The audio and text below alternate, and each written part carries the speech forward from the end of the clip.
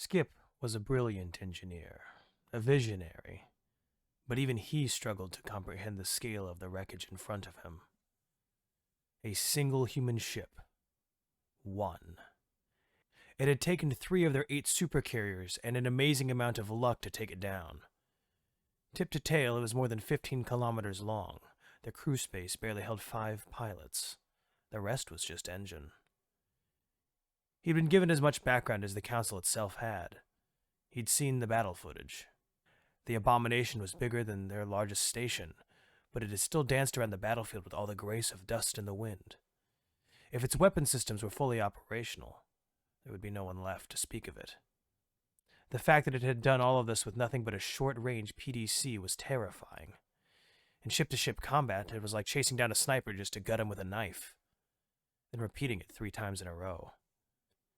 Intellectually, he knew the ship was dead. People had already scouted the main cabin, pulled all the frozen corpses out. He knew that, but deep down, he couldn't truly believe it. There was a persistent hum that he could still hear emanating out from the craft, the muffled roar of the gravitational anomaly trapped in the engine. He'd been told he'd be able to hear it for the entire time he was within several light seconds of the wreck, even in pure vacuum. It wasn't air making the hum. It was space-time itself, rippling as the caged beast plucked away from inside its jail. He shuddered, imagining those ripples traveling out to pluck away at his ear. That's how they've been doing it, you know. He turned around to look at the man who'd spoken. Elge? He was one of the few survivors of the battle. Everyone in the carriers was dead, and fewer than half of the people left stranded in their fighters made it long enough for the rescue craft to arrive. Skip raised an eyebrow. Doing what? Getting around our lines. We've been blocking off hyperspace lanes between wormholes, patrolling the infrastructure. We thought they were sneaking around us somehow. Elf nodded toward the wreck. No sneaking, just moving. They don't rip their way through the void like we do. They swim in it. Skip shrugged mutely. He knew. That much had already been given to him.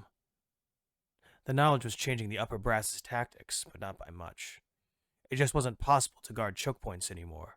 There weren't any.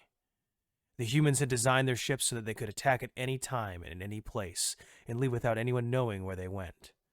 They built their ships like sharks, and even looking at it, even having it in front of him, he didn't think he'd be able to figure out how to defend against them. He spoke abruptly, clearing the thick silence from the air. You know we're fucked, right? Elge laughed and laughed and laughed. When the mirth subsided, he put a warm hand on Skip's shoulder. Aye, but it's good to hear it from you too. Hey everybody, thanks again for watching. All the things I used in the video are in the description below. If you have a story you'd like to see narrated, please let me know and I'll see if I can contact the author and we can make that happen. Thanks again. And remember to look up and seek the stars.